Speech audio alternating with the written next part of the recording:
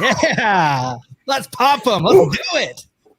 Whew. It is Tuesday. It's Tuesday already. Oh my Tuesday goodness. already, baby.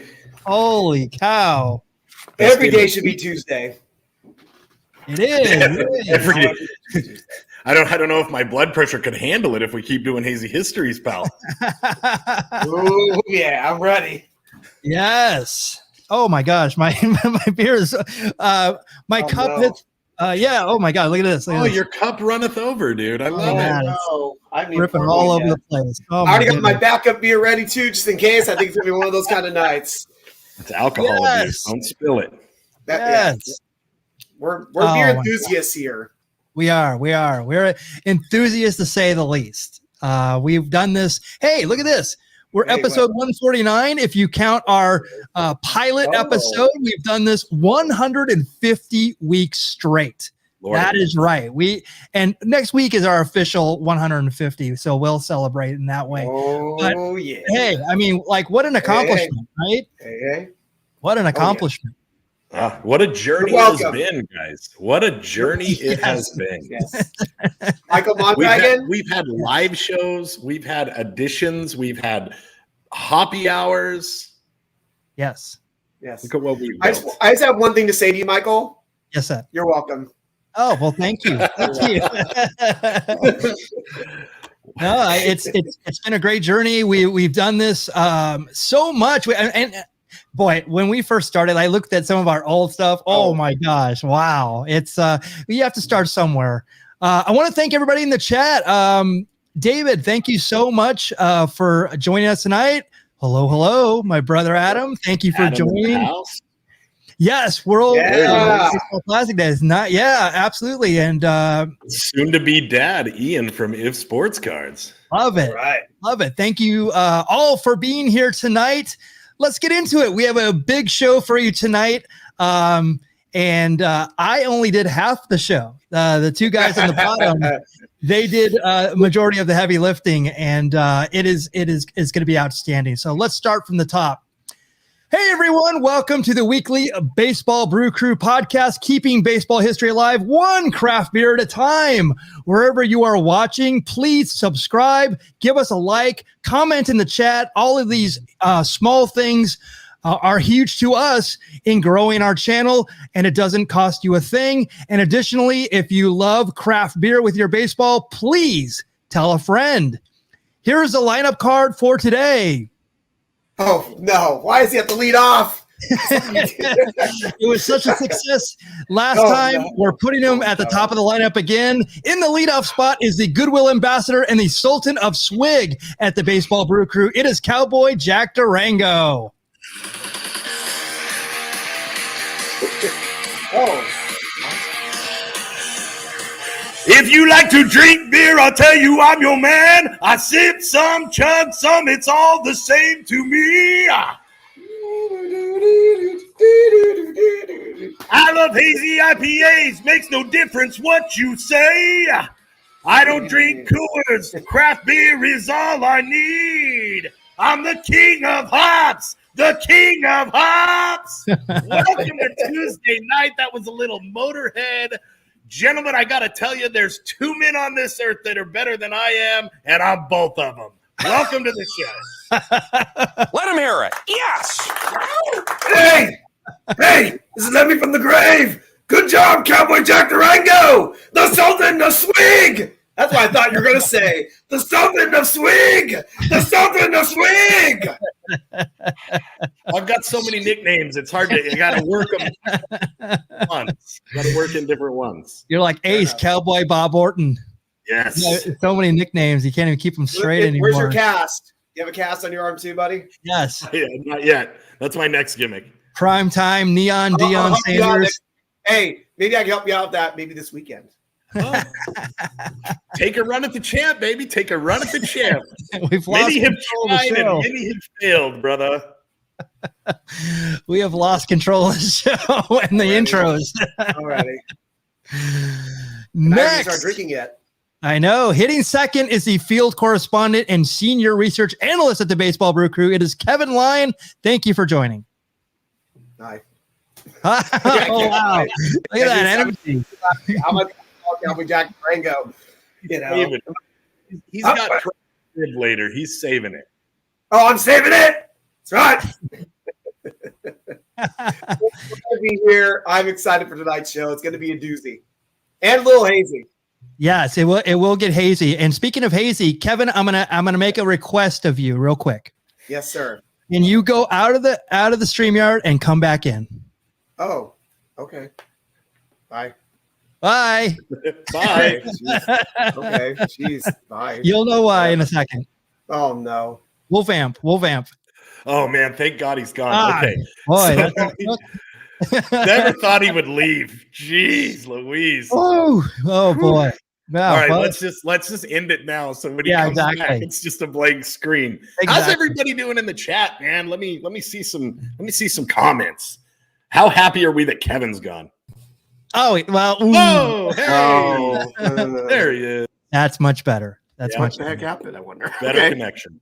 It's still a little choppy, but it's That's okay. so weird because it looks fine on my end. But Yeah, it looks fine. It's like when my stuff goes out. and then you went choppy on me. Exactly. Is my microphone okay? Because it's down. All right. Yep, we can hear you just fine. Okay. Yep. All good. So hey, let's do a great show. Let's do it, guys. Ready? And I'm Michael Mondragon, your humble host for the festivities tonight. And as tradition on the show, we always bring a new and unique craft beer to enjoy and drink and tell you about.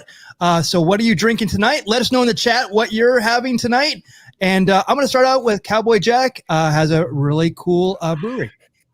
So what started out as a tap room in 2013 that was only able to produce 31 gallons of beer in a batch grew, and by 2019 they took over a new location that can pump out 155 gallons of beer per batch, a dining area that seats 65, a patio that seats 80 for those lovely spring days that we're enjoying in Arizona right now. And you can go there. It's called the Peoria Artisan Brewery. It's you can go there and enjoy top shelf new American style cuisine prepared by executive chef Michael Mahalik. What started from humble beginnings has turned into an oasis in the Sonoran desert of Peoria, Arizona, with 10 to 14 brews on tap. One of those beers just happens to be named, quite simply, Citrus IPA. It's a 5.8%er, so a breakfast beer. It's a juicy IPA with a big citrusy hop flavors and aromas. They finish it off with Cascade hops during the boil, and then they dry hop it with pounds and pounds and pounds of Citra hops, and then they throw a touch of Comet and Amarillo hops in during the fermentation process. It pours a light hazy orange yellow with a white fluffy head that will have you coming back for round 2. So, members of the Brewniverse, if you are in town for spring training at the Surprise Stadium or the Peoria Sports Complex, swing in to Peoria Artisan Brewery, grab a K-pop chicken sandwich, sample their delicious craft beers, and let the owners, Matthew and Christina Frosch, know that the Valley of the Sun's favorite son, Cowboy Jack Durango, sent you. Nice. That is awesome. So I got to tell you, I visited Peoria Artisan Brewery very, very early on in my craft beer journey. So probably right after that first hoppy hour that we did. I didn't know what to look for. I didn't know what my palate was.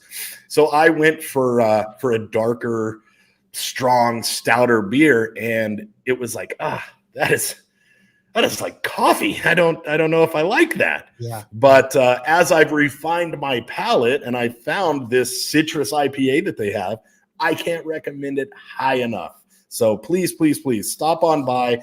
You know, they're not canning. It's a gastropub. You can take home a growler.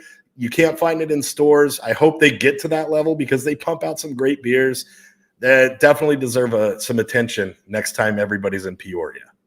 Nice. And where is it in proximity to the Peoria Sports Complex?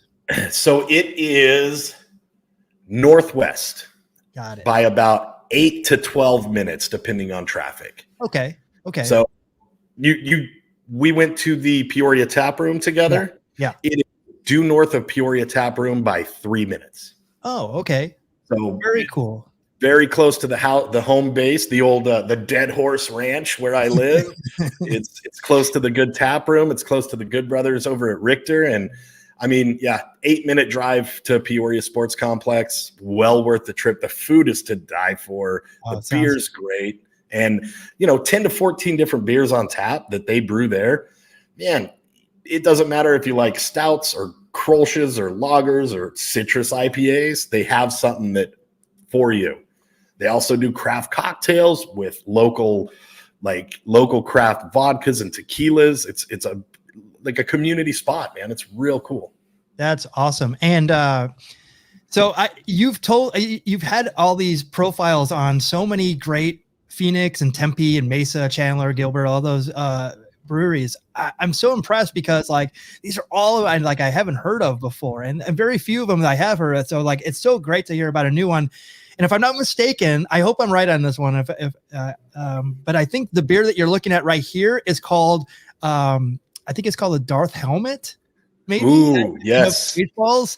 Or Dark Yes. Helmet. Dark Helmet. Dark Helmet. Yes, Dark Helmet. They have the Dark Helmet on their list. Yeah. So I have the list right here if it's on there. But there's a citrus IPA on there. So, and they've also got that Haboob Black IPA that I'm itching to try. Yeah. Kevin, you're on mute if you don't know that. I literally had sound like a drum solo going on downstairs in my house, and I'm like, got it. Really, of all the times you're gonna be doing this, is it 6:30 on Tuesday when we're recording the show? It's all good. Murphy's Law, right? Yeah. Well, it's just thank you, Jack, for this. This is amazing. Peoria Artisan Brewery. Definitely check it out. And we'll be in Phoenix, so maybe we can swing by and do that. Kevin, you have a beer that I'm super excited about as well. So here's why we were singing some Lemmy tonight. This is Motorhead Iron Fist. It's actually a beer by a place called Liftbridge. They're based out of Stillwater, Minnesota. And I never would have heard of this brewery except for they got the rights to make a Motorhead beer. And bam, there it was. It's called Iron Fist, a loud and hazy IPA. The reason why it's called Iron Fist is because 2022 is the 40th anniversary of the Iron Fist record by Motorhead. Released in 1982, it's Motorhead's 5th studio album, and the last to feature the three amigos of Lemmy, Fast Eddie Clark, and Phil the Animal. Make sure that's spelled Philthy. That's awesome. Jack. Make sure you spell that right. Phil the Animal Taylor. The live shows included a gigantic Iron Fist behind Filthy, as well as a stage which was lowered from the ceiling during the start of the show. Marvelous Motor Madness. And you have a line from one of the songs here. I do it like, let me. Here comes the drum solo. You know me, evil eye. You know me, prepare to die. You know me, the graveyard kiss, devil's grip, the Iron Fist. Nice. But what's funny though is apparently Motorhead definitely is getting some licensing out because they actually have a website here, drinkmotorhead.com, which will take you to there you go. 32. Wow. See, I didn't have to tell Michael about this. So apparently there's all these different drinks you can get. You can get bourbon, and there was another one that was really out by another brewer. Again, these brewers I probably would never even known about one for this. So it's kind of fun. And the Liftbridge has been around since 2008. So they were pretty early on for the brewery game. And they've done a good enough business. They have a location in Stillwater, Minnesota. I'm sorry, Ian, you can tell me where that is. And they actually have a location in Wisconsin. They have a tap room in what's called New Richmond, Wisconsin. It's wow, that's cool to find out about a brewery I would never have known about. And it is loud and it is hazy at 6%. So this is a starter. It's a warm up. It's a warm up for when we get hazy, really hazy later on. Yeah. So here's the Motorhead. Cheers the Lemmy. Oh, there we go. Yeah. Thanks, Ian. Right on.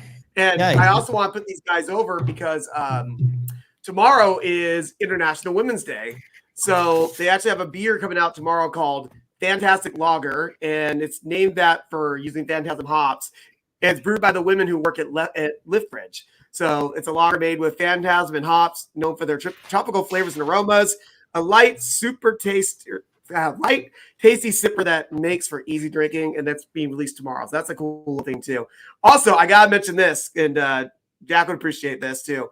So they're actually doing a wrestling show at the location Stillwater on this Saturday, March 18th. Believe it or not, the show is called Mango Madness.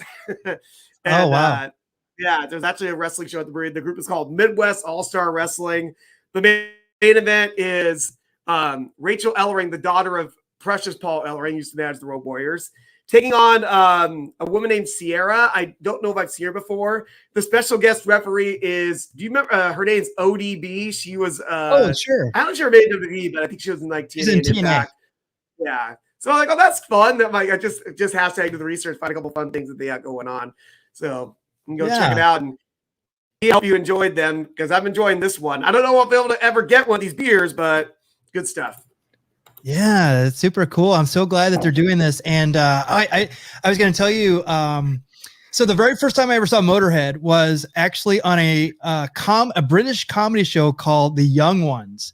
And it was briefly on MTV, but eventually I got like the videotapes and stuff like that. It was kind of like, as someone who grew up on Benny Hill, I love British comedy and all that stuff. And it's Python. just absurd, because all of a sudden Motorhead's just playing in their living room, just out of nowhere, for like absolutely no reason. They're playing Ace of Spades. It's like, all right, this is really cool. And I'm like, who is this band? This band's awesome. And it was kind of like one of these scenes where they go from their apartment and they have to like, go down.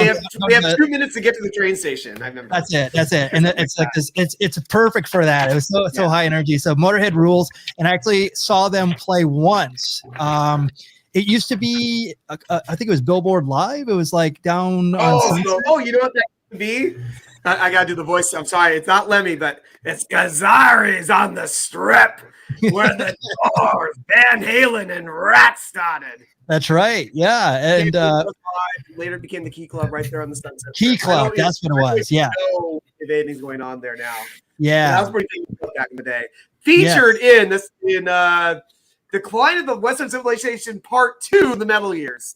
Oh, look at this. Yes.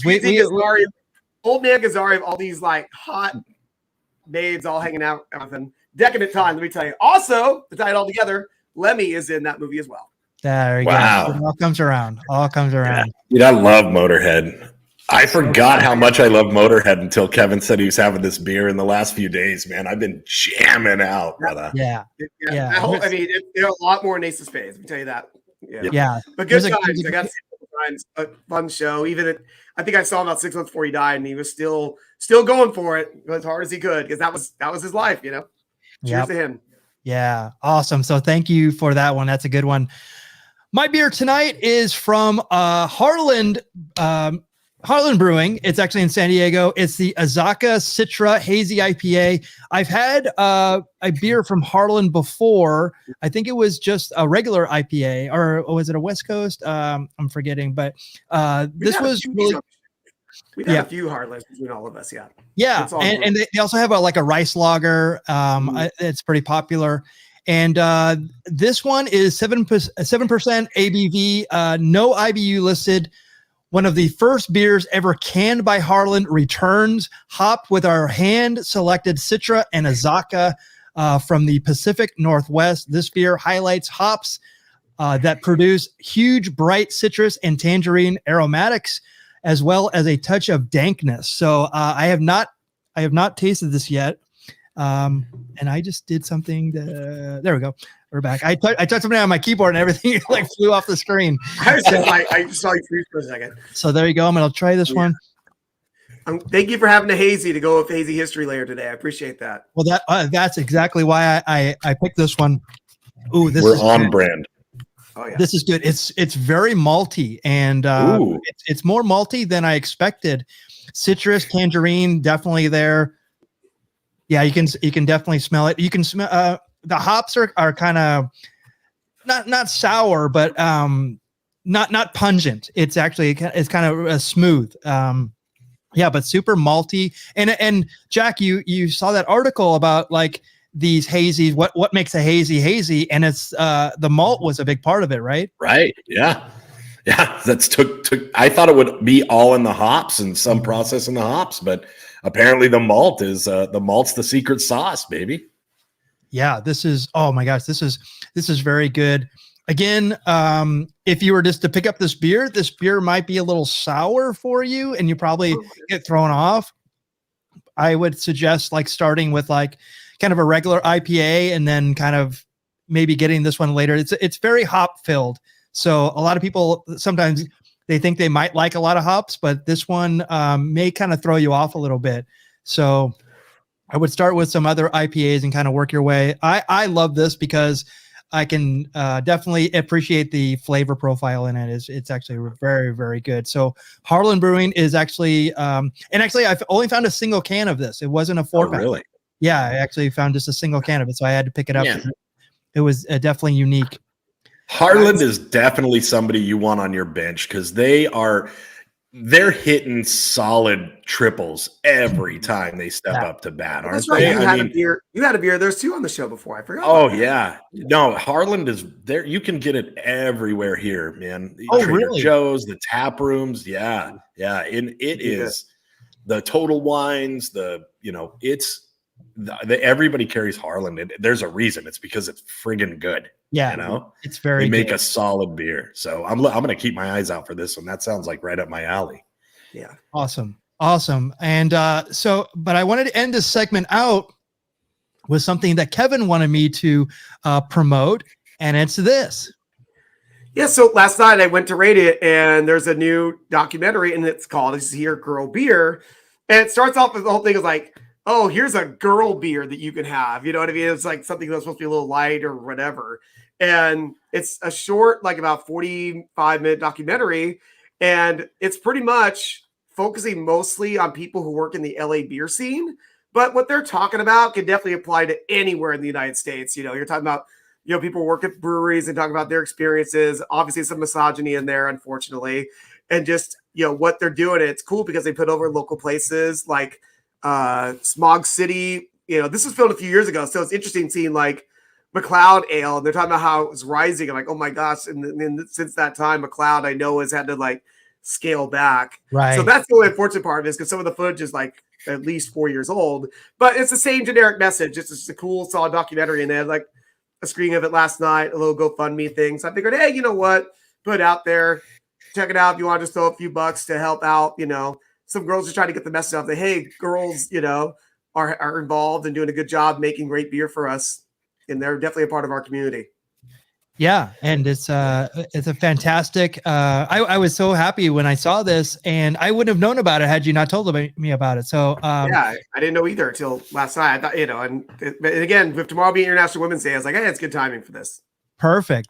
So here's the GoFundMe if you want to go to that. Kevin has donated to it last night as well. I saw it on there. Yeah, it was like a $5. It's like, hey, if you're going to come watch this, donate $5. I'm like, yeah, it's the least I can do. That's perfect. That's perfect. Now, and this is put together by the Pink Boots Society, or this is tied to the Pink Boots? Boots? Something independent of them. They do mention them in there, but I was that's why I originally thought. But no, it's just I think it's a couple just independent filmmakers, probably people involved in the scene who just went out and just found people who worked at, whether it's just work at a brewery or if you like beer. They interviewed someone who's actually a lawyer who became a lawyer and realized her work was, I'm going to help these breweries with like trademarks and licensing, those kind of things. And then by a few years ago, she had like her own firm with like 4 other lawyers working underneath her. So, so there's good success stories in there. And it's good to see that, Yeah. Well, I mean, we're amplifying it. The millions of fans we have out there, they're going to go and hit that up. Hit them up, everybody. Right. Yes, we have millions of fans, but we only have 470 subscribers. So let's turn that around. Let's turn that frown upside down. There you go. Jerry Lee Lewis, help us now. Yeah. Yes. Dude. Don't send us any of your cousins, please. Awesome. So Oh. That's a solid callback. That's a solid one, dude. Thank you. All right, so let's do it. This is this day in baseball history for March 7th, and a full disclaimer on this one. There were fewer interesting March 7th history events, so I took the liberty of adding a couple March 6th events, but I think you'll enjoy nonetheless. Let's enjoy. Here we go.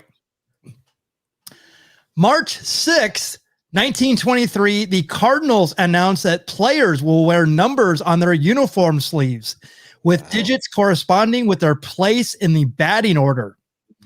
The Redbirds strongly disapproved of the concept implemented by the St. Louis manager Branch Rickey, who acted on a suggestion from sports writer John Sheridan. Now, okay, so this is 1923, 70. So let's see what. This is only 100 years ago. Oh my gosh. Think about this. Is it 100 on the dot? Yeah, 1923. Come on, it's 2023, Michael Mondragon. I would know. I was around then. I was only 107 then. Got it. Maybe. Okay, so it is exactly 100 years ago. I thought it was 90s. My math is terrible right now. Anyway, so 100 years ago, and like it was ripped out of the pages of today's history books, this is just as relevant this year as it is in 1923, because on the sleeves will be advertising and so Motorola actually is going to be on the Padres. They already are on the NBA teams. They're on the Bucks, Nets, and Pacers, and so they're doing the Padres. They're the first one to kind of establish this foothold. Well, you got the swoosh on there too, though. You got the Nike swoosh there as well. Yeah. Well, I mean, besides the wear, yeah. Yeah. Oh, right. So the Red Sox, Mass Mutual, 170 million, a 10-year partnership. They'll actually have a big sign as well. And this is very interesting too. So if you're a right-handed batter, it'll be on your left shoulder. If you're a right-handed batter, it'll be on your right, on the left, and right. But then no decision has been made if you're a switch hitter. So you may have to have them on both sides, which is actually pretty interesting. The Houston Astros will have it this year as well. Is that Oxy, like the Lord. Yes. Ads? Oh my God, 1980 when. Well, I'm sorry, it didn't exist when I was 13. Sorry. And I only have 4 in here, but there are actually 6 teams with a deal already in place. Wow, but only 6. I'm surprised it's not more than that. And the Diamondbacks will actually have one. Avnet is an electronics components distributor, headquartered in Phoenix. Are you aware? Really? I'm not at all. Okay. I don't deal with a lot of electronic components, but hey, cool, man. Good for them. Good for them. Yeah, I see as a lot. What I'm worried about is we need to pump more money into baseball. You know what I mean? Like, the clubs just need more money because the seats, we need to get them tighter, closer together. We need to get more people in the stadium. Well, this is a good way to do it. Well, no one's going like they used to. It's different now. They have to get money somehow. Exactly. I want to know what team is going to have the B for the Baseball Brew Crew. Yes. It'll happen. I mean, it has to be the Brewers, right? Yeah, exactly. That's it. Well, we got to stay on brand. I'll have my people reach out, dude. All right. Thank you. From your mouth to God's ears, the baseball God's ears, of course. Mm-hmm. So again, 100 years. And also I wanted to also make mention of this. See, a lot of baseball people are really kind of like, this ruins us. It's all blah, blah, blah, blah, blah. Right. I love it. As someone who loves, branding and logos, I love it. I think it's like so awesome that they have this. And that's actually how I as I was young, I found out about different companies. I remember when I used to watch when the Boston Red Sox used to be playing, and then over the Green Monster there used to be a big Sitgo signs, right, CITGO, or in right field at Fenway Park there was the Jimmy Fund. It was like a charity that they were a part of. I love it. I always thought it was like a part of baseball. So like these things don't bother me. It bothers a lot of other people, and I get it, but it's like I always love it. And so my only question is, now let's say in a few months, I buy a Diamondbacks jersey. Is it going to have the Avnet logo on it? Maybe not. I know that I've seen some, like the NBA, when you can buy them and you can see them with the advertising. Some do, some don't. Football. Kevin, if you bought a Diamondbacks jersey, the first thing I would do was not check for the logo. It would be to have you committed. Okay, pal? Thank you. Yeah, I know. But mine's going to say Durango on the back. That's a good point. That's a good point. Yeah.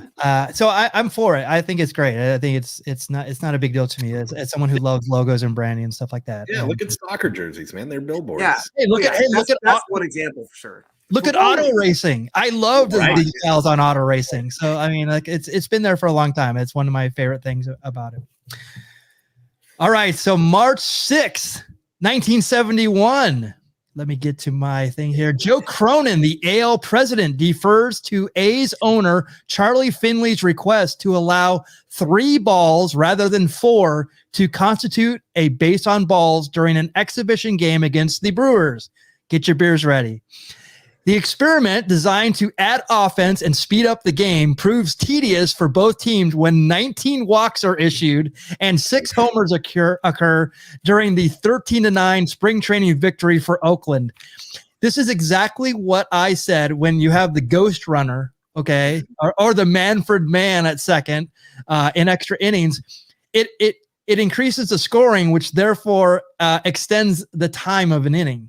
It never reduces it. Stop tinkering with this stuff. Can I please just do something, because I can't unsee this. I want to quote Rodney Dangerfield in Caddyshack about something. Hey, you get a hat like this. You get a hat like this, you get a free bowl of soup. But it looks good on Charlie Finley though. It's definitely a nice hat. I wonder who shot the couch.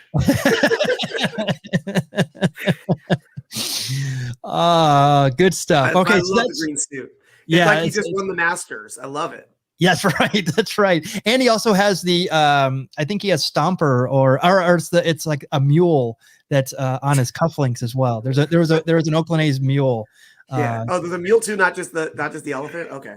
Yeah, there was a separate one that was for the A's in the early 70s. We'll have to make mention of that. We'll do the research for sure. So that's March 6th. Those are the 2 I wanted to add for March 6th. We're back to March 7th. Okay.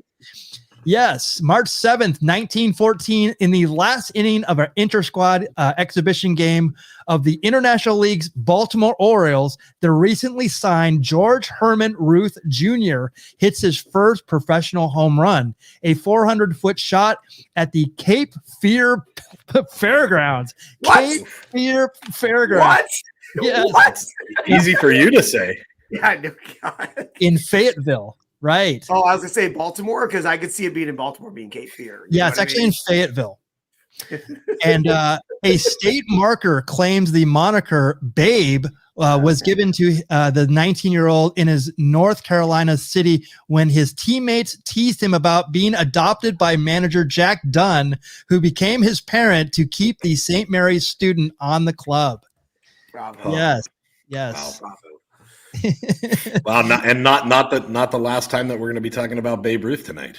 Hey, and you know what? I was going to bring that up because someone else got mentioned already too that we're going to mention later in passing. Oh, fantastic. Fantastic. All right. So, Ian, this is why we had Dodgers on our thumbnail. This is March 7th, 1941. Pee-wee Reese and Ducky Medwick become the first players to don protective headgear when wearing plastic inserts inside their caps during a spring training game. The Dodger teammates missed weeks of playing time after being beamed by a pitch during the 1940 season.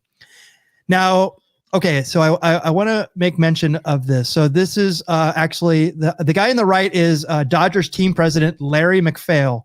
And I believe that the 2 gentlemen on the left are Dr. Walter Dandy and George Bennett of Johns Hopkins University. This game was actually in Cuba. And so this picture was there, and this is the actual cap that's in the Baseball Hall of Fame. So the reason why I want to bring this up is there's a little detail here that you don't see in this that you don't see clearly in this picture, and I'm gonna amplify it right now.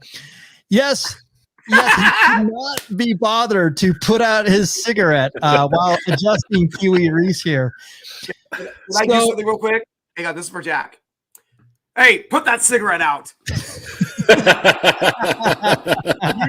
the ones to get that. Yes, that's awesome. So This is our first. We're going to end out with some other smoking instances here, but I wanted to make mention of this. This is absolutely outstanding. So but should be wearing in the field or batting at the plate? Okay, so it was probably at the plate. Okay. And here is actually the patent for it. This is the actual patent. No way. Cool. Yeah. So it's pretty that's interesting. super cool. That is super cool, man. I want that as some art on the wall, man. That's very cool. It's super cool. It's super cool. And to think this again, it's like just going on it's baseballhall.org, I believe. It's you learn about the Hall of Famers. Like all this stuff is on there. It's really amazing. And they've actually revamped their website. It's actually much better than it used to be. It has a lot of cool information on it. So that's where I get a lot of this stuff whenever I do the research on it. It's like, this is all there. It's very, very cool. All right. Moving on. March 7th, 19... Wait. I had one more question because I meant to ask you. I'm sorry, but Pee-wee and Ducky are their Christian names, right? Yeah, of course. Okay, I'm sorry. I don't know why I asked such a thing. Those are shooting names, baby. That ain't working names. Sorry, I don't know why. It just seems slightly awkward. That's crazy. It's crazy that they tested out head protection in the sugar leagues, man. Like, yeah. That's Thank awesome. You for clarifying.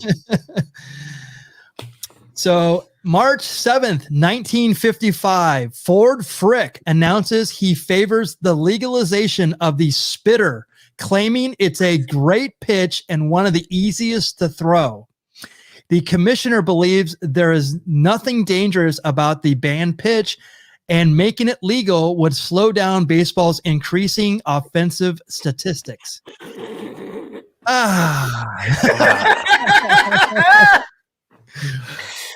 Jack, how's your blood pressure? You all right? We're getting up there. We're not getting to Ford Frick. We're like 140 over 110 right now, so normal. Right.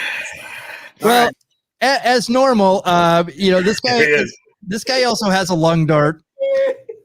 And so it started getting me down this path. I'm just like, hey, let's see how much smoking there is in baseball. You would be surprised. The Cobra, Dave Parker, there on the right. Keith Hernandez smoking a butt in the Mets dugout. And last week we talked about what else he was doing, you know? Oh yeah, exactly. Yeah, that's why they took a couple hits. Vitamins. Vitamins. Yes. Vitamin C. Yeah. So, we talked about Dick Allen. This is a very classic Sports Illustrated cover. Jim Leland there. There was actually a really great, I think we shared it on our Twitter. There was who was it? It was Harry Carey was talking about Jim Leland smoking. They were showing him, and he was kind of sneaking puffs in between. And Harry Carey said something to the effect of like, how could you be mad at him smoking? It made such a great manager, you know. Like I think there's photos of him in like the 2000s of him like hiding out the side taking a hit. You know what I mean? Yes. But then Trader Jack McKeon there on the left smoking a cigar. Sparky Anderson. Sparky is smoking. Is that what you're telling me? Oh, he sparked one up. Is that what you're telling me? Yes. George Anderson. I remember the guy who said, like, I refuse to call a grown man Sparky. George Anderson. You know, I mean, is he Popeye's dad, the Commodore? He sure looks like it. My gosh. Yeah, I think he's in his 40s in this picture. I kid you not. I think he's like in his late 40s. Like he was one 40s? Of those guys. 40s? Yeah, he was one of those guys. Like 40. Yeah, exactly. He was one of those guys like Steve Martin. You know, great over. He was like looked older than he was. This is some good one. And then on the right there, Earl Weaver is he had a thing in his jersey to hold his cigarettes. So. Which didn't you say is statue at Camden? His statue in Camden Yards. It actually has a little thing for his cigarettes. It's absolutely outstanding. It's one of the greatest little details that if you didn't know, you don't know, and if you do, you go crazy for it. So good. And Bobby Cox there on the left. Is the first lady of baseball Marge Schott in here? Oh No, and we've been actually probably giving too much props to Marge Schott for these days. I actually held her out of this because I wanted to celebrate smoking in baseball. I didn't want to have a dark Michael Mondragon. Well, Well, we'll talk about that later. We'll talk about that later. Yeah. No. Yeah. You got it. So that is this day in baseball history for March 6th and 7th. Thank you so much for joining on that one. Well done. All right, guys. Super excited. Can't wait. I know this is going to be a 30 to 60 minute segment. I'm hoping it's closer to 30. Yes. We're going for it. But it is one of my favorites, and I'm going to hand the reins over to Cowboy Jack and Kevin Lyon. They're going to give us some hazy history, so let's do it. All right. Tonight's episode is called Here Comes the Judge, Jury, and Executioner, Judge Kennesaw Mountain Landis. But before we start talk about him, I got to talk about his father, Abraham. All right? You ready? There he is right there. This guy here, I don't know about this photo, but he's a 41-year-old doctor who volunteers to join the Union Army for the Civil War as an assistant surgeon. All right? He joined because of his patriotism. Take that, so-called Sergeant Slaughter. Gosh. And for the cause of abolishing slavery, which is foreshadowing a topic involving his son decades later. Anyways, Dr. Landis and Dr. Charles Wright. Doctor of Pimpology, Charles Wright, dude. Comma, the ultimate fighting machine. Yeah, the Godfather. You know? But they were actually captured by the Confederate Army. These guys were real men, Jack and Michael. They stayed to treat the wounded at the hospital while other sissy doctors and nurses, okay, including me too, all right, to be fair, abandoned their post and my post when the Confederates came. They eventually did get released in an exchange between the two armies. Unfortunately, though, in a battle at Kennesaw Mountain, Georgia, a ricocheting cannonball that was initially aimed at me ended up hitting Dr. Landis and broke his leg, and Dr. Landis' time serving his country was done. He ended back in his hometown of Millville, Ohio, and he had a son born November 20th, 1866, which he named Kennesaw Mountain Landis after that moment in his life, which apparently the family wasn't keen on the name. You know, so, and he had several children, and the next generation of Landis family was very successful, including 2 sons who served in Congress. And our main topic for today, Kennesaw Mountain Landis.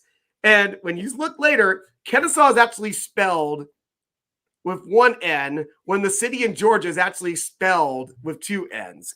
So, you know, I'm going to blame the hospital for this. I cannot blame the good doctor here, Dr. Abraham Landis. Cheers to the doctor. Well, old Kennesaw went on to become a lawyer, and then eventually he became a federal judge in 1905. He had murals of King John conceding the Magna Carta in his courtroom, and he also had a mural of Moses and the 10 Commandments. So much for separation of church and state, boys. Judge Landis believed that he was an infallible purveyor of justice. He acted as if he had absolute power and insisted on complete obedience from anyone in his court. There is one case in particular that not only raises my blood pressure to levels that make my doctor scared for my life, but also demonstrates, in my humble opinion, of course, Landis being a low-down, dirty hypocrite with only his own interests in mind. So Landis, pictured here, seeing an interracial couple get married. In 1914, professional baseball was controlled by 2 leagues, the American League and the National League. But a new upstart league formed to try to give an alternative. It was known as the Federal League. They challenged the status quo, trying to give players another place to play, just basically going up against the big 2. And it wasn't received very well. As the saying goes, you can't fight City Hall, and eventually the American and National League interfered in the operations of the Federal League, causing it to fold in 1915. The Federal League brought a lawsuit against the AL and NL, and just by coincidence, the case was to be presided over by none other than Judge Kennesaw Mountain Landis. During the course of the arguments, one of the lawyers referred to the players on the field as labor, to which Landis was mucho offended and interrupted, and he said, I quote, "As a result of 30 years of observation, I am shocked because you call playing baseball labor." So the old stone-faced, unsmiling jerk sat in deliberation of this judgment through spring training, through the entire baseball season that year, even through the World Series. He didn't make a comment. He didn't make a judgment. He did not do his job whatsoever. This man is a lifelong baseball fan, and he didn't make one move. So he did nothing, guys. The case was eventually settled out of court because apparently the wheels of justice turned slower than Rusty Staub riding a Galapagos turtle in a glacier made of molasses. Wow. Wow, Jack. Hashtag do the research. Rusty Staub is officially known as the slowest player in professional baseball of all time. Well, this case led to the MLB becoming exempt from the Sherman antitrust laws, which meaning they're exempt from having a monopoly. So the MLB is allowed to have a monopoly on baseball as granted by the federal government of the United States, started by that man right there, Judge Kennesaw Mountain Landis. Doesn't sound fair to me, but they have a stranglehold on this thing called baseball that stands to this day. His actions, or lack thereof, on this case show us two things. Landis looked down on the players themselves and did not believe that they deserved to receive their fair share of the money that professional baseball generated, and he openly showed favor to the organized crime family known as the MLB, made up of corporate oligarchs whose vulgar display of greed has slowly caused the erosion of an institution that was once known as America's pastime to something that now rakes in between ultimate slap fighting on TNN. What was Landis's reward for comprising any integrity as a judge that he had by protecting the American and National Leagues? You guessed it, boys. He was appointed as the first commissioner in Major League Baseball. Shocking. All right, wait. Whoa. Calm down, Jack. All right? As a direct eyewitness of all this, let me take over, all right? Right. So, all right. Baseball's credibility was in question after the 1919 Black Sox scandal broke, all right? You know, have you heard of that? I'm sure most of you have heard of that. We've heard of it. All right. So there's those guys right there. And look at that. 8, fix these faces in your memory. Man, it's like Kennesaw wrote that headline. So MLB was looking for a way to restore the damage done to America's pastime. So to quote the National League president, a guy named John Hadler, quote, "We want a man as chairman who will rule with an iron hand or an iron fist," from my beer from earlier. Yeah. Baseball has lacked a hand like that for years. It needs it now worse than ever. Therefore, it is our objective to appoint a big man to lead the new commission. No, not me, unfortunately. But you know what? They thought the perfect fit was going to be Judge Kennesaw Mountain Landis. So Landis was known for being very much against these so-called evils of drinking and gambling. Two of my three favorite things. Hey, two of my three favorite things, drinking and gambling. Let me tell you that right now. You know, don't ask. I'm not going to mention what the third is. No, not on the air. So, gambling and gamblers have been directly involved in baseball, but the owners never did anything about it because of fear of it hurting the game. So this definitely changed with the 1919 Chicago Black Sox scandal of 8 players being accused of throwing the World Series, but Cowboy Jack Durango, Michael Mondragon, the Baseball Brew Crew Bruniverse, the 8 players were acquitted in a jury trial. How about that, huh? Yep. So they're good to go, right? Yep. However, Mr. Judge was the jury and the executioner. After he became commissioner, he felt he had to make a strong and decisive statement to stop the amount of gambling in baseball. Here's his quote. Regardless of the verdict of juries, no player that sits in a conference with a bunch of crooked players and gamblers where the ways and means of throwing games are discussed and does not promptly tell his club about it will ever play professional baseball again. So just like that, Shoeless Joe Jackson and the others were, to quote a John Cusack movie, 8 men out. Oof. And Landis, not being a fair and impartial judge, said, quote, there's absolutely no chance for any of them to creep back into organized baseball. He said, they will be and remain outlaws, a.k.a. outlaw mudshell baseball players, guys.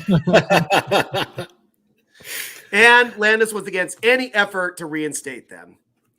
So, even though they were acquitted on the charges, by the way. Yes, yeah. He was trying to set a point and just stop the bleeding of whatever problems gambling was causing, which I know was plenty. I made a lot of money off gambling on baseball. Sorry, don't talk about that. Anyways, so he didn't waste any time being more of an executioner on the livelihoods of players after he took office, besides deciding on the Black Sox. So the judge, oh gosh, that's so good. Oh gosh, I got the same from earlier. I'm still scared seeing this. He's battling his fight with his breakfast burrito right there, boys. He's realizing it's not. I don't know what's going on, but I'm just about to throw that pen at you, Cowboy Jack. Watch out. So the judge executioned 2 players from baseball in his first year in 1921 for even just sitting in on meeting with gamblers. One of them, Eugene Paulette. Come on, these can't be real names here. Also wrote a letter naming 2 other Cardinal players teammates of his, who would be willing to throw a game. The Phillies president got a hold of this letter and sat on it, and apparently knowing that Landis was going to come in power. Oh, here's this letter. Next thing you know, bam, Eugene Paulette is out of baseball. Just like that. And the judge would be firm and petty throughout his tenure. Like, check this one out. In the 1924 season, a Giants outfielder, a guy named Jimmy O'Connell, offered Philly shortstop, I can't say this name without laughing, Heine Sand. He offered this guy $500 if Heine didn't, quote, bear down, do hard against us today, quote unquote. Now, wait a minute, Jack, you have your inflation calculator? What is $500 in 2023 money? It is approximately $8,747.66. All right.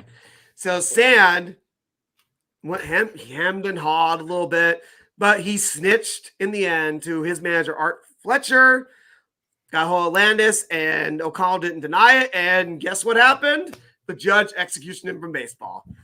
My favorite, though, I found is a Giants pitcher named Phil Douglas, who was pissed. Oh, no, not that one. Hold on. Go back. You can go back to the next one. I'll get you in a second here. Thank you. So Phil Douglas was pissed at his manager, the little Napoleon, John McGraw, who I'm going to mention again in a minute. He punished Phil for his heavy drinking. So Phil, as revenge, wrote a letter to his friend on the Cardinals named Leslie Mann. Michael, no, not the actress from movies like, hey, one we mentioned last week, Big Daddy. But she is also married to director Judd Apatow. Not that Leslie Mann. So Leslie was suggested he'd be willing to take a bribe to help that the Giants wouldn't win the pennant. But man, being a straight-laced, goody, two-shoe snitch, immediately gave the letter to his manager, Michael Mondragon. Do you remember who the manager of the Cardinals was? Branch Rickey. That's right, Branch Rickey. And Landis then executed Phil Douglas from baseball. Now you go to the next one. Sure, the judge was petty, but then look at that guy right there. That'd be Ty Cobb. So when you get all-timer, this is what happened. Ty Cobb and another all-timer, Tris Speaker, were accused of throwing a game in 1919 by one of Cobb's teammates, a guy named Dutch Leonard, who said that Ty conspired with him and Speaker's teammate, Smokey Joe Wood. I cannot make these names up. Leonard claimed to have letters to prove this, but Landis did nothing and ruled that Dirty Dutch, not Dutch Chattahoochee, Dirty Dutch Leonard, was driven by a personal grudge. But hey, no one was safe when they went, as even went after the Giants owner, Charles Stoneham, and the man I mentioned earlier, John McGraw. They bought the Oriental Park racetrack in. Why don't you take a guess? Where's the Oriental Park racetrack, Michael? Where would you think that would be? Oh, I would think it's not. Yeah. It's not in the U.S., is it? It's in Not in the Havana, US. Cuba. Oh, it's Havana, in Cuba. Oh, Havana, Cuba. Exactly where you think the Orlando Park racetrack is. Sure. Anyway, those two bought the track. And literally, the judge went to them and said, it's either horse racing or baseball. And the track went back up for sale. You know? So he had this pattern. He went pretty hard on the gamblers, even towards, and not Kenny Rogers. Neither Kenny Rogers, by the way. They were both safe. But even toward the end of his tenure, the judge was still given the death penalty. In 1943, he actually banned an owner. He banned the Phillies owner, William T. Cox, for life for betting on games. How about that? And Cox only bought the team a year earlier. And Jackson would definitely touch on that later, I'm sure. Overall, though, Landis banned 18 players from baseball for gambling-related offenses. How about that? 18 in the 24-year time span. So I can give Landis credit. I'm sorry, Jack, for making an impact on gambling and cheating in baseball. But to close, let me quote a guy who wrote a biography on him, a guy named David Pietressa. All right, quote, before 1920, if one player approached another player to throw a contest, there was a very good chance he would not be informed upon. Now, there was an excellent chance he would be turned in. Oh, yeah. Well, guys, during the infancy of professional baseball, unlike wealthy team owners, ball players weren't making a lot of money. So in the off season, they would go on tours where they'd visit smaller cities and towns and play exhibition games to pick up a little extra coin, have some fun, and all the while stay in baseball shape. This was known as barnstorming. So in 1919, a rule was made that players who were in the two players that were in the World Series the year before were not allowed to go on barnstorming tours. Hey, But Jack, yes, sir. You said 1919. You mean 1911, right? Yes, sir. I am sorry. 1911. I apologize. I just want to make sure we're good on this. Thank you. Yep. So, but that rule was pretty leniently enforced. I mean, they'd do a good brother little token fine, but they'd let the guys go out and make some money. That is until Landis became commissioner. As I spoke about earlier, Landis was not an advocate for the players and treated them with disdain. Well, what do you think about he's not showing any disdain in that photo there, though. Look, he's almost happy. It's all for the cameras, baby. That's show business. We are about to dive into this. After the 1921 World Series, a player with the name of Babe Ruth was looking to capitalize on his popularity among fans by leading a barnstorming team. He asked the Yankees general manager for permission. The GM had no objection, but warned the Babe he needed to get Landis's consent. Well, the Sultan of SWAT made a power play against the old man. And guys, I got to tell you, for all the home runs he hit, for his legacy, him taking a stand against Landis is what I will now most fondly remember about Babe Ruth. What he did is he waited until the day before the first exhibition game to call the commish and ask permission. Landis was heated. He ordered Babe Ruth to come to his office right now and have a meeting with him, to which the Babe responded, "I can't. I got to leave for Buffalo for a game." Landis flipped his lid. He refused to give Babe Ruth permission, but Babe Ruth dug in his heels, and he still went on the tour. What a worker. What a worker. Exactly. What a worker. So after the phone call, Landis slams it down. He's in an office full of people, and he's quoted as saying, "Who the hell does that big ape think he is? If he goes on that trip, it'll be one of the sorriest things he's ever done." So he's got a vendetta now, boys. Yankees co-owner Colonel Tillinghast Houston, yes, Colonel, that's a real name, Colonel Tillinghast Houston, begged Babe Ruth not to go. He begged him. He was at the train station begging the great Bambino, "Please don't go." Bambino looks at him and he says, "Tell the old guy to go jump in a lake," boards his train, and heads to Buffalo for the game. Landis is pissed, so he starts going on the offensive, using all the considerable power that he had to completely undermine this barnstorming tour. He sent out orders barring the team from playing in any major league or minor league park. These guys had to comply, so without having suitable fields to play at, the tour was canceled no less than 2 weeks after it started. He then suspended the King of Crash for 6 months and refused to reinstate him until he had the opportunity to meet with him in person and lay down a 2-hour-long fire and brimstone lecture about the value of obeying authority. Just like he obeyed the authority that he swore to as a judge by not ruling on a case, but I digress. Mhm. This weak, hateful little man tried to flex on one of the most popular baseball players of all time, and guess who suffered? The fans. The only reason he shut this down was because owners weren't going to get a slice of the pie, and it allowed to continue. And if it was allowed to continue, the players would have realized a lot sooner than they did that they could form a union and start getting the big paydays. As we sit here in the year 2023, a full 102 years after this incident took place, George Herman Ruth has had countless books written about him, countless songs sung about him, and movies made in his honor, and Landis is nothing more than a pimple on the backside of baseball's history. So let me add, too, in 1922, he actually only played 110 games that year, 35 home runs. So a season back then with 154 games, he could have had another, at least 10 home runs on his grand total. You know what I mean? Wow. He could have had almost 730 home runs, arguably, because of this. Wow. So thanks, Landis. Thanks a lot.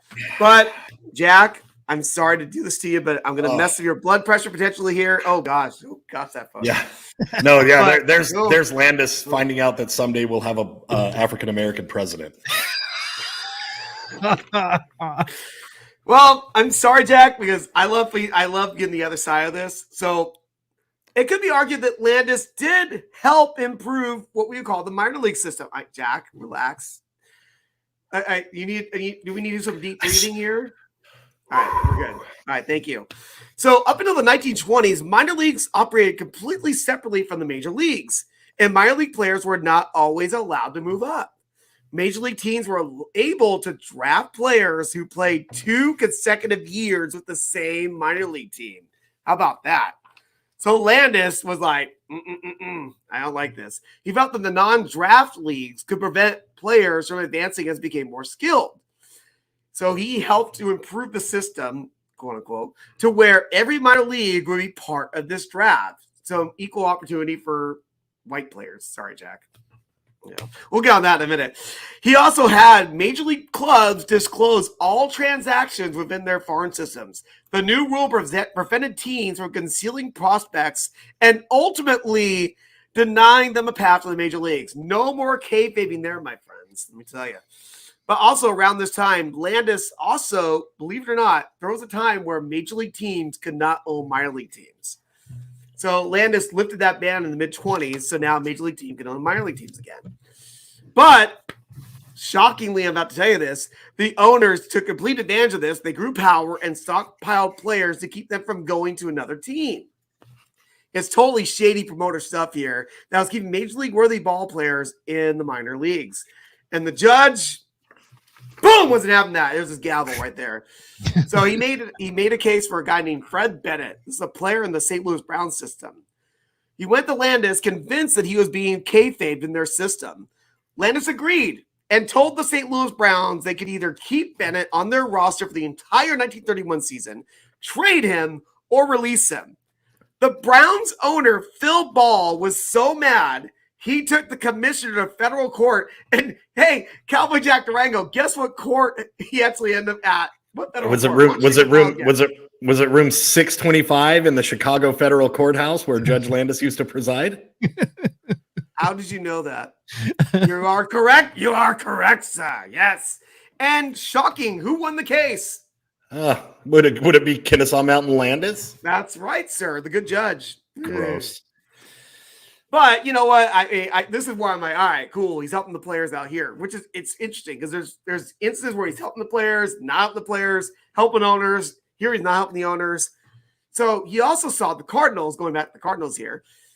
He saw the system, which is the mastermind of Branch Rickey. We're bringing him up again, which included, believe it or not, the Cardinals owned multiple teams in the same minor league. How about that? That's crazy.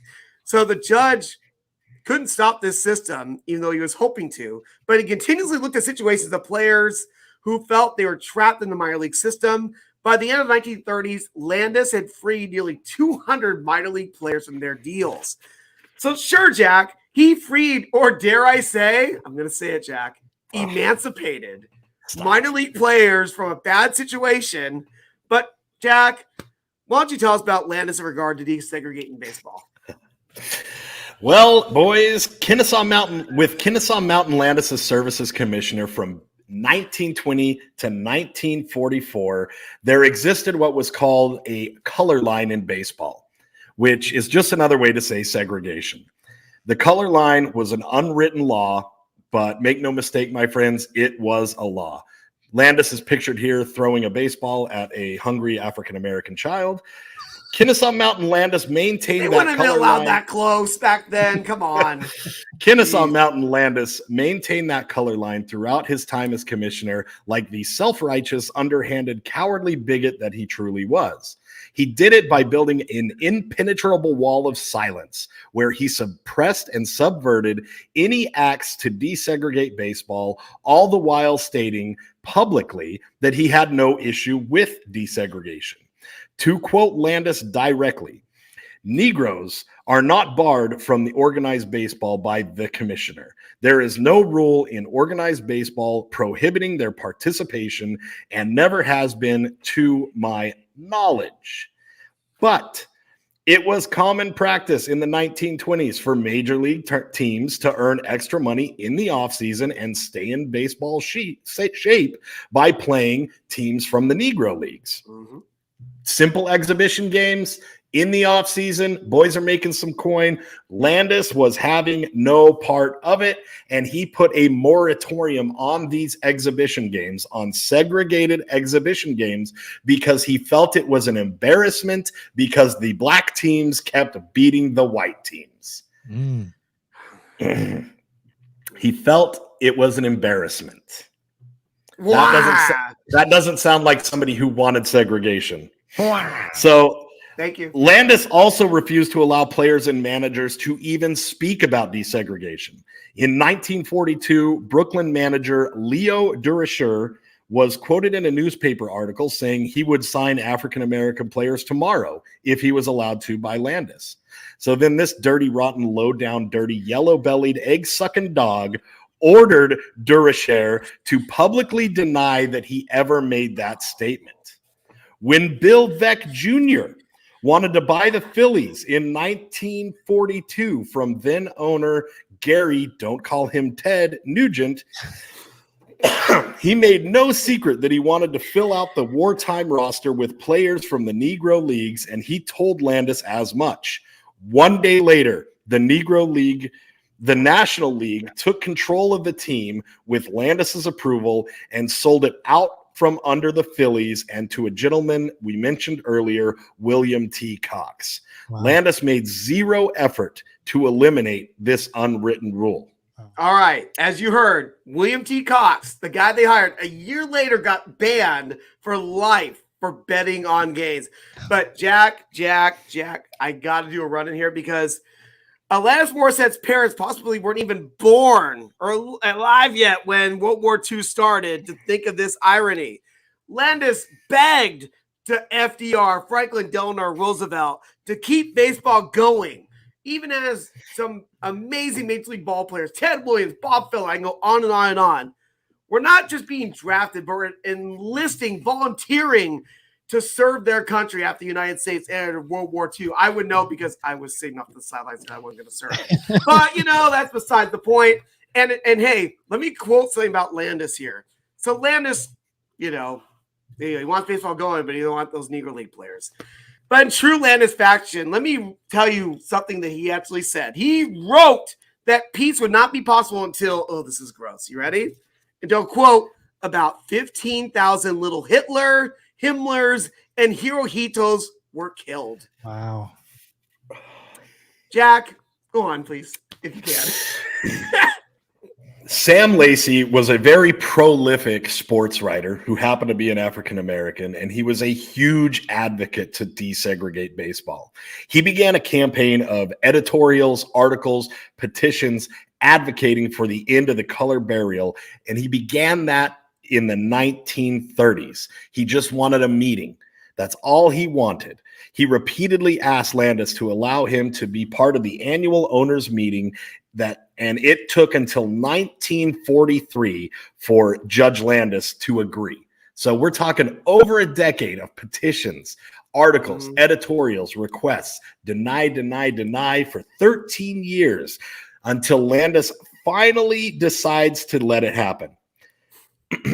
But Landis doubled down on his underhanded tactics here.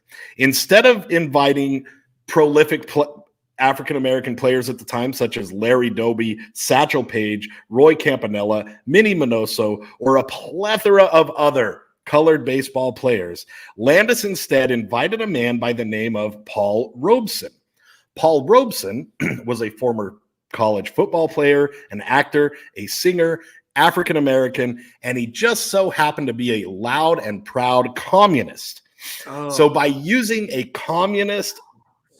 loud and proud communist in that time period as the keynote speaker on this issue, Landis effectively convinced the lily white conservative team owners that the move to desegregate baseball was nothing more than a communist front. That was in 1943, so it's a good thing Landis died a year later. So let's talk about there's that right there.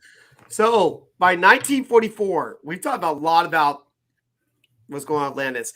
Many of the owners wanted Landis out, ironically enough, because many referred to him as a czar, not a judge, not a jury or executioner, but a czar. I'm sure the players weren't too thrilled about him either, depending on who the player is. But somehow, believe it or not, he did have the support of the public and the press. So the owners knew by this point that Landis wasn't long for this world, even though you saw the photos of him throughout this show. He looked frail and close to death for decades. They gave him a new 7-year deal thinking, he won't last. Kennesaw died a mere 8 days after he got his contract at the age of 78. Oh, yeah. Wah! But as you can see here, he was voted in the Baseball Hall of Fame in a special election in November of 1944. So let me say how the commissionership has changed this time. For this quote by a New York sports writer named Tom Meany. Shortly for Landis' death, this guy said that if the commissioner were ousted, the man who replaced him would, quote, merely be an employee, and whoever heard of any employee fighting against his bosses. Yep, ever since then, that's been pretty much what the commissioner has been. Key example, I actually wrote Fred in my notes, but it's Rob, so-called Manfred Mann singing do, wah, did-it-dum, did-it-do. So, with Jack, let's take it home by you telling all of us, and I know it's going to be I don't know who it could possibly be, who is the deplorable baseball bum of the month?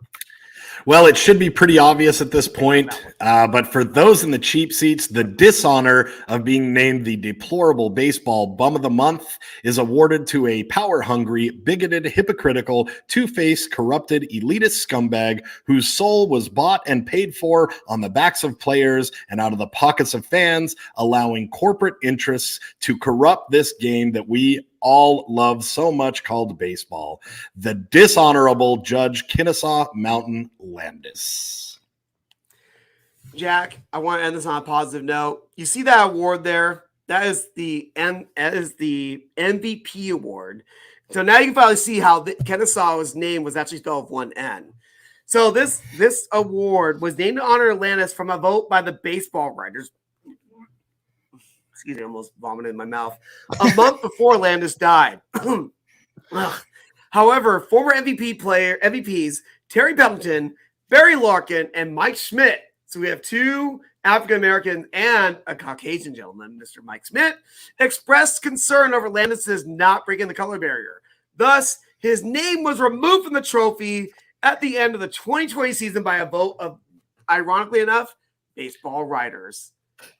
Wow. So, Judge Kennesaw Mountain Landis, Cowboy Jack Durango, and I will see you in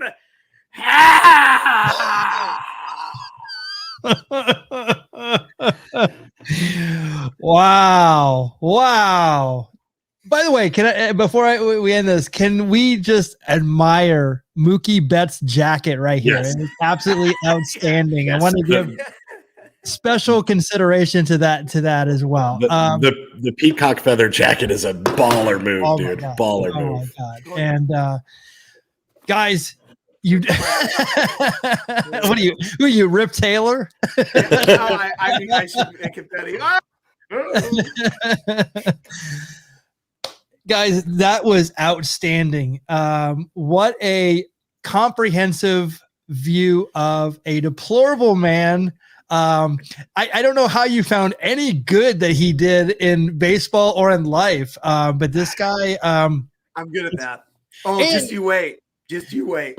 And remember, we talked about that. We talked about a lot of these things during our This Day in Baseball history, and to hear it in full context. And if you think about it, there was actually something.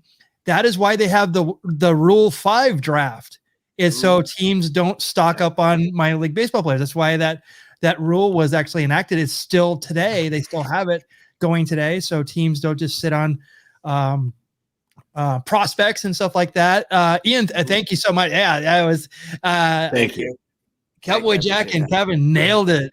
They do every single time. It's such an awesome retrospective of someone who, again, we see those pictures of him all those pictures. And I almost found a happy photo of him. That was my goal. If I one photo of him smiling, it was like, But you guys nailed it. I'm so proud of you. And what a so good. You guys are totally nailed it. I can't say enough about it. I'm beaming. I'm like a proud papa here. And we didn't go and we didn't go Broadway. I think we did all right. I don't know. We're pretty close. Yeah. You know what? We went along in every segment tonight, so it's all right. You guys. It was worth every second of it. You guys did absolutely outstanding. If you want to see more of what we're doing, we have Rip and Review this weekend. It's Saturday at 6 a.m. Pacific time. Angelo has another video that we're going to premiere. Here's where you can find us on all the socials: Twitter, Facebook, Instagram, YouTube, Twitch, and TikTok. Give us a like and a follow. Just help us out. It's free 99. No tax involved. Thank you so much, guys. You guys are making this all worth all the unbillable hours that we put into this. We love it. We absolutely adore it. Please help us out and help us. Guys, any last words before we sign off for this week? I actually do.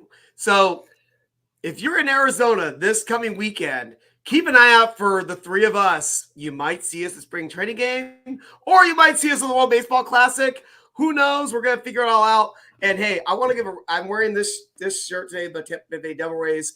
I want to give a rest in power to their announcer, Dave Wills, who passed away over the weekend. Cheers to Dave Wills. And Cowboy Jack Durango. Thank you for a great hazy history. Are you ready to tell Michael Mondragon what our next topic's going to be? I don't know if he's ready. Yes. We are going to do. I'm going to find the good in this person too. We are going to do a deep dive hazy history retrospective on none other than Marge Schott. Oh my gosh. Buckle up. Buckle up. Ratings. Controversy. Ratings. Yeah. So tune in here every Tuesday for Rip and Review, for Pite and Packs, for Hazy History, for everybody's favorite This Day in Baseball History. We are the Diamond Exchange, the crown jewel of craft beer and baseball, and we keep baseball history alive one beer at a time. Thank you for joining. Yes. Guys, thank you so much. I'm going to be on the road the entire month of March from here going on, so I can't wait. I will not have my studio. I'm going to be winging it a lot. but we're still going to have fun. We're still going to be here grinding as we do every single week. And I'm going to be hopping around, if you will. Oh. How about that one? Yeah, I did it. I'll be nosing around. Nosing around. Oh, it all comes back to young ones. There you go. Ian, thank you for hanging in. Wow, what an awesome. Thank you, Ian. That is awesome that you stuck around. I am so impressed, and thank you so much. Your friendship. Well, they should. The hazy history was tremendous, right? It was. Durango? Absolutely. Top. I from across the way. You share from the start of the show to the end of the show. We wish everybody could be like that. Ian, you are setting you're the trendsetter. Thank you so much. We appreciate all of your support. We will see you next week with another Baseball Brew Crew podcast. Good night, everyone. Take care. We'll see you at a ballpark soon. Take care. Good night.